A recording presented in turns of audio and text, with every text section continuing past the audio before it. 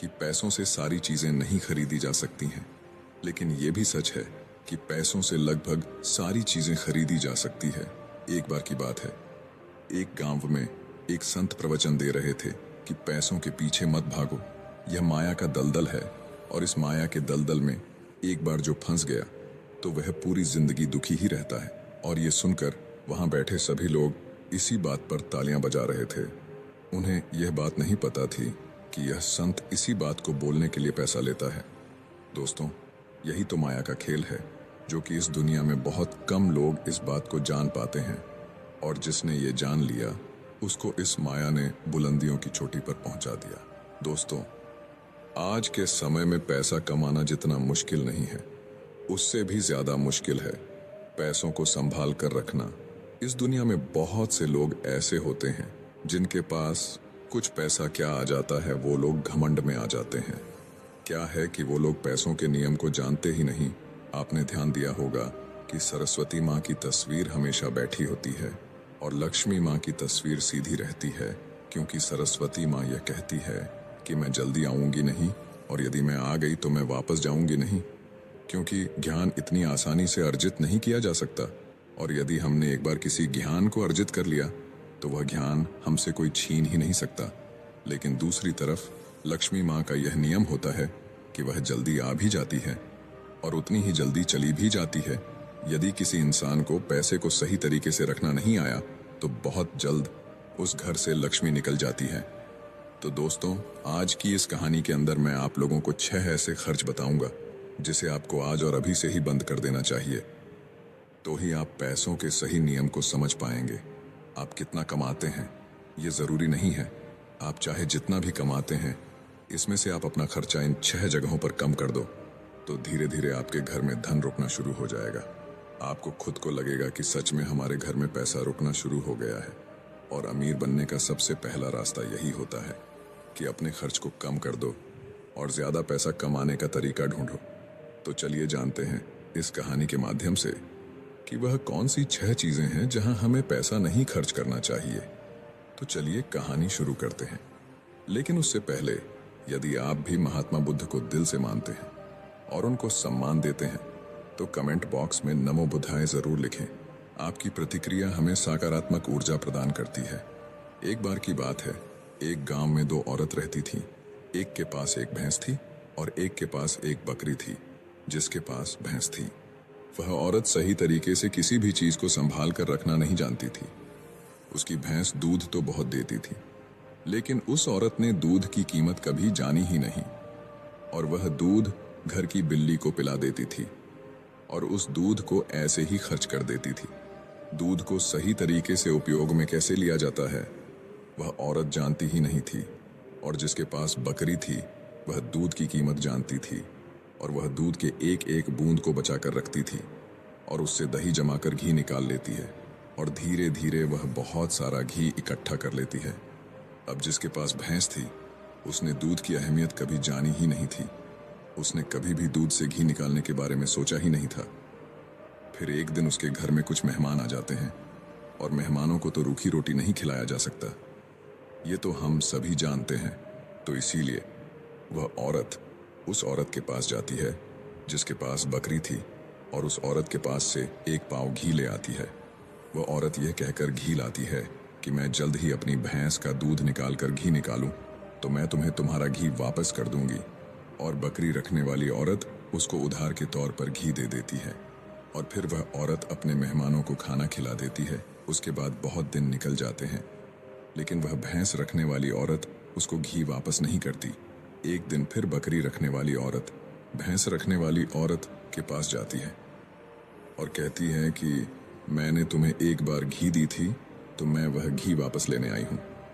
ये सुनकर वह औरत कहती है, कौन सा घी? तू भला मुझे घी कैसे दे सकती है? मेरे पास तो भैंस है और तेरे पास तो बकरी है, और मैं भला तुझसे घी उधार क्यों मांगूंगी? मेरे पास तो इतनी अच्छी भैंस है और उसका तो बहुत ज्यादा दूध होता है, मैं तो खुद उससे घी निकाल लेती हूँ। मैं भला तुझसे घी क्यों उधार लूंगी? यह कहकर वो औरत घी देने से मना कर देती है और फिर बकरी रखने वाली औरत वापस आ जाती है क्योंकि उसको यह पता था कि कोई भी अब उसकी बात पर विश्वास नहीं करेगा, क्योंकि उसके पास तो भैंस है। लेकिन फिर भी उसने कई लोगों से इस घटना को बताया, पर इस बात को कोई मानने को तैयार ही नहीं था। सबका जवाब एक सा था कि भला भैंस रखने वाला इंसान बकरी रखने वाले से घी उधार क्यों लेगा। ये बात कोई भी मानने को तैयार नहीं था। लेकिन उसी गांव के बाहर एक गुरु रहते थे, और फिर वह बकरी रखने वाली औरत उस गुरु के पास जाती है और उन्हें अपनी सारी समस्याएं बताती है। उसके बाद उस गुरु ने भैंस रखने वाली औरत को अपने आश्रम में बुलाया, और फिर वह औरत भी उस गुरु के पास पहुंच जाती है, और वह भी अपनी बात बताते हुए कहती हैं कि गुरुदेव, ये झूठ बोल रही है, मेरे पास तो भैंस है, और भला मैं इसे घी क्यों लूंगी। अब उस गुरु को इसका फैसला करना था कि क्या सच में भैंस रखने वाली औरत बकरी रखने वाली औरत से घी उधार ली है या नहीं, क्योंकि बकरी का दूध तो बहुत कम होता है और भैंस का दूध तो बहुत ज्यादा होता है। तो क्या जरूरत हो गई कि एक भैंस वाली को बकरी वाली से घी उधार लेना हुआ। अब गुरु बहुत देर सोचते हैं और उसके बाद दोनों औरतों को अपने पास बुलाकर एक एक लोटा पानी देते हुए कहते हैं कि यह पानी लेकर जाओ और दोनों ही अच्छे से हाथ पैर धोकर आओ। अब एक लोटा पानी देखकर भैंस रखने वाली औरत कहती है कि गुरुदेव, सिर्फ एक लोटा पानी से हाथ पैर कैसे धो पाऊंगी। लेकिन बकरी रखने वाली औरत उस लोटे को लेकर चली जाती है और वह अच्छे से अपने हाथ पैर धोती है, और उसके बाद भी वह लोटे के अंदर कुछ पानी बचा भी लाती है और वापस गुरु के पास आ जाती है। लेकिन वह भैंस रखने वाली औरत लोटा लेकर जाती है और उसने सिर्फ अपना हाथ धोया और उस लोटे को खाली करके वापस ले आती है। जैसे ही वापस लाकर दोनों औरतें लौटा रखती हैं, तभी वह गुरु कहते हैं कि भैंस रखने वाली औरत ने बकरी रखने वाली औरत से घी ली थी और उसे घी वापस करना चाहिए। अब जो गांव के लोग पास में बैठे थे उन्होंने कहा, गुरुदेव, इससे कैसे साबित हो सकता है कि भैंस रखने वाली औरत ने बकरी रखने वाली औरत से घी उधार ली है। उसके बाद वह गुरु कहते हैं कि जरा इन लोटों पर ध्यान दो। इस औरत ने लोटे में इतना पानी बचा भी लिया और हाथ पैर मुंह सब धो लिए। ये होती है किसी भी चीज की अहमियत को समझना। और दूसरी औरत ने सिर्फ अपने मुंह को धोकर ही लोटे का सारा पानी खत्म कर दिया, क्योंकि उसको इस पानी की कीमत नहीं पता थी। और जिस चीज की हमको कोई कदर नहीं होती, वो भले ही हमारे पास कितने भी हो, वह नष्ट हो ही जाती है, वह खत्म हो ही जाती है। और यदि हमारे पास कोई भी चीज कम है और यदि हम उसको सही तरीके से इस्तेमाल में लेते हैं और उसकी कीमत को जानते हैं, तो जरूर उससे हम फायदा ले सकते हैं। जैसे कि बकरी रखने वाली औरत ने दूध बचाकर उसे मक्खन निकाली और उससे घी बनाई, और दूसरी तरफ भैंस रखने वाली औरत को दूध की कदर नहीं थी, इसीलिए इतना दूध होने के बावजूद भी उसके घर में मेहमानों के लिए घी नहीं था। ये बात सत्य है। उसके बाद भैंस रखने वाली औरत उस गुरु के चरणों में गिर जाती है और कहती है, महाराज, मुझे क्षमा कर दीजिए, मैं अभी घर जाकर उसको घी वापस दे दूंगी। उसके बाद वह गुरु कहते हैं कि बूंद बूंद से सागर भरता है। हमारे पूर्वजों ने यह कहावत यूं ही नहीं बनाई कि हमारी छोटी छोटी बचत हमारे भविष्य में एक महत्वपूर्ण लाभ बनकर हमें मिलती है, और यह बात बहुत ही कम लोग जान पाते हैं। और यही बात हमारे घर में लक्ष्मी पर लागू होती है। यदि हम लक्ष्मी को बचाएंगे तो वही लक्ष्मी हमें भविष्य में अधिक लाभ बनकर मिलेगी। तो दोस्तों, ये कहानी तो आपको समझ में आ ही गई होगी। तो आइए अब जानते हैं वह 6 खर्चों के बारे में जो हमें आज से ही बंद कर देना चाहिए। पहला खर्च जो आपको आज ही बंद कर देना चाहिए वो है दिखावा करना। आपके अगल बगल में किसी ने महंगी कार ले ली तो अब आपके मन में जलन होने लगती है कि मुझे भी जल्द ही कार लेनी है, और यही दिखावे का खर्च आपको पूरी उम्र गरीब बनाकर रखता है। दोस्तों, हम में से ऐसे बहुत से लोग होते हैं जो सिर्फ दिखावे के चक्कर में ही बहुत सारा ऐसा सामान उठा लाते हैं जिससे कि दूसरों के सामने अपना रुतबा अधिक हो सके। कार ले लेना, महंगे जेवर ले लेना, महंगे मोबाइल ले लेना, या फिर ऐसी कोई महंगी चीज़ खरीद लेना जिसकी हमें हमारी ज़िंदगी में कोई ज़रूरत भी नहीं होती। और जब उन्हें कोई समझाता है तो कहते हैं कि हम किसी से कम हैं क्या। वह लोग यह नहीं समझते हैं कि इससे हमारा सिर्फ नुकसान होता है, ना कि कुछ फ़ायदा। यदि आपको सच में अमीरी के रास्ते पर चलना है तो ये सारे खर्चे सबसे पहले आपको बंद करने होंगे और वही पैसा कहीं इन्वेस्ट करना सीखना होगा। मैं ये नहीं कहता कि आप अपने शौक पूरे ना करें। मेरे कहने का मतलब ये है कि जिस चीज़ की आपको ज़रूरत है बस आप वही लो, पर कभी भी किसी को देखकर कोई सामान बिल्कुल ना ले। दूसरी बात है, कंपनियों की स्कीम से दूर रहना।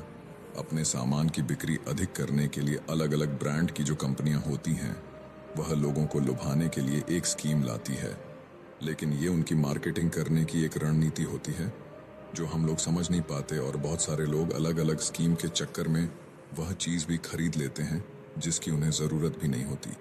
यदि हम मार्केट में जाते हैं और हमें पता चलता है कि 50% डिस्काउंट के अंदर कोई वॉच मिल रही है, चाहे हमारे घर में 2-4 वॉच रखी हुई हो, लेकिन फिर भी हम उस वॉच को खरीद लेते हैं। हम लोग ये नहीं समझते कि यह सब मार्केटिंग करने की रणनीति होती है। इससे हमें फ़ायदा नहीं होता बल्कि कंपनी को ही फ़ायदा होता है। इसीलिए ऐसे शौक कभी ना पाले, क्योंकि यही गरीब होने का सबसे महत्वपूर्ण कारण भी होता है। क्योंकि जिस भी चीज़ की हमें ज़रूरत नहीं है हम उसी चीज़ में लक्ष्मी को खर्च कर देते हैं, तो उससे हमारे घर की लक्ष्मी नाराज़ हो जाती है और फिर धीरे धीरे हमारे घर से निकलने लगती है। तीसरी चीज़ जो आपको नहीं करनी चाहिए वो है उधार लेना। दोस्तों, आज के समय में ज़्यादातर लोग कर्ज लेकर महंगी महंगी चीज़ें खरीद लेते हैं, जैसे कि कार, बंगला, मोबाइल, और फिर उसका पैसा भरते रहते हैं। जैसे कि आजकल हम लोग क्रेडिट कार्ड का इस्तेमाल करते हैं। क्रेडिट कार्ड हमें पैसे खर्च करने के लिए कहता है। जो पैसा हमारे पास है या फिर जो पैसा हमारे पास आने वाले हैं और उस पैसे को हम खर्च कर देते हैं, तो ज़रा सोचिए कि हम अमीर कैसे बन पाएंगे। जो पैसा हमारे पास अभी आया ही नहीं है, उस पैसे को भी अगर हम खर्च कर देते हैं तो हम अमीर बनने के बारे में कैसे सोच सकते हैं। और साथ ही हम उन बातों का पालन नहीं करते जो हमें गरीब बनाती है, तो हम अमीर कैसे हो सकते हैं। और बहुत लोग तो ऐसे भी होते हैं जो लोन लेकर ज़मीन खरीद लेते हैं और यह सोचते हैं कि जब हमें इसमें फ़ायदा होगा तो हम लोन वापस कर देंगे। लेकिन वो लोग ये नहीं समझते कि जितना हमें इसमें फ़ायदा होगा उससे ज़्यादा हमें लोन का ब्याज भरना होगा। तो दोस्तों, ऐसा काम कभी ना करें। कर्ज लेकर कोई भी चीज़ ना खरीदें। चौथी जो चीज़ है और सबसे अच्छी बात भी है कि आप अपने पैसों को कैश में रख कर ही खर्च करें। कभी भी मोबाइल फ़ोन के किसी भी ऐप का उपयोग करके पैसा खर्च ना करें। आपको शायद पता नहीं होगा कि आप कोई भी सामान खरीदते हो और फिर फ़ोन से पेमेंट करते हो तो आपको आपके पैसे खर्च होने का ज़्यादा तकलीफ नहीं होता, क्योंकि वो पैसा आपके जेब से नहीं जा रहा। लेकिन वहीं पर यदि आप अपने जेब से पैसा निकाल कर खर्च करते हैं तो आपको महसूस तो होगा कि यार पैसा खर्च हो रहा है, और आप फिजूल खर्च से बचोगे। अगर आपको यकीन ना हो तो आप ऐसा करके देख लेना, मार्केट जाना और फिर किसी भी सामान का पैसा अपने फ़ोन से पे करना। आप पाएंगे कि तब आपको ज़्यादा तकलीफ महसूस नहीं होगा कि आपका पैसा खर्च हो रहा है। लेकिन जिस दिन आप अपने जेब से पैसा निकाल कर दोगे तो उस दिन आपको ज़रूर लगेगा कि यार पैसा जेब से जा रहा है, मेरा पैसा खर्च हो रहा है और बहुत ज़्यादा पैसा खर्च हो रहा है। पांचवी बात जो आपको ध्यान रखनी है वो है आपको अपनी भावनाओं पर काबू रखना है।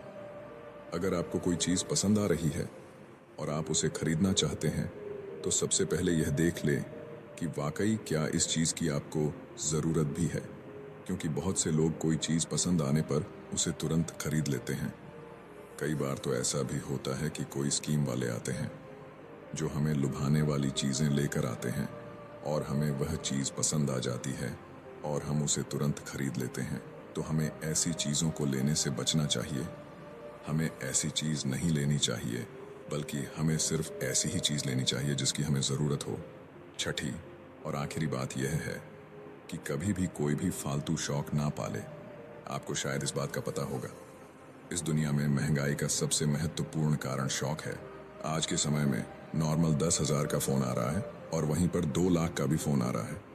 दोनों में फ़र्क बस इतना है, किसी को 10,000 का फ़ोन रखने का शौक है तो किसी को 2 लाख का रखने का शौक है।